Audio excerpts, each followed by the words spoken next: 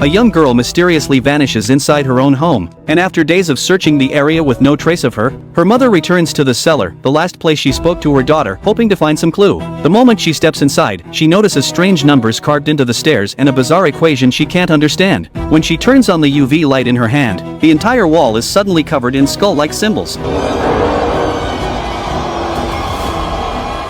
After examining them, the police determine the symbols are just old paint. The sheriff then asks the couple about the history of the house. Brian explains that it originally belonged to an elderly woman who sold it to them cheaply to pay for her nursing home expenses. Early the next morning, Kira keeps staring at the mysterious symbols carved on the doors. She points out that every door in the house has one, and each symbol is different. She also shows her husband the strange equation she found in the cellar. Kira believes all of this might be connected to their daughter's disappearance, but Brian still insists that Ellie probably just ran away. Not long after, Kira calls the auction house and learns that the original owner of the house was a scholar, and the person who sold it to them was the scholar's daughter. Kira takes photos of all the strange symbols and sends them to a colleague to see if they can identify the language or script. Just as she's about to head home, her colleague calls out to her, saying the symbols are Hebrew. Individually, they don't mean anything, but when combined, they refer to a mythical creature called Leviathan. Back at home, Kira remembers the phonograph her daughter and son had found earlier. She switches it on, and suddenly the abacus in her son's room starts moving on its own,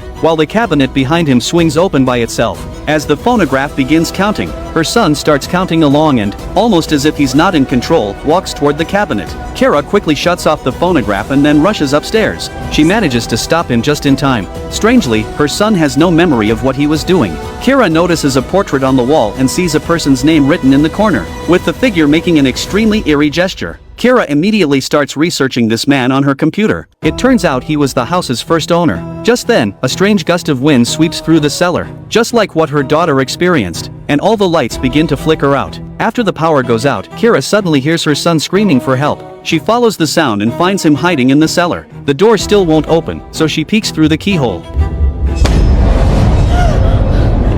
Before Kira can even react, Who are you talking to?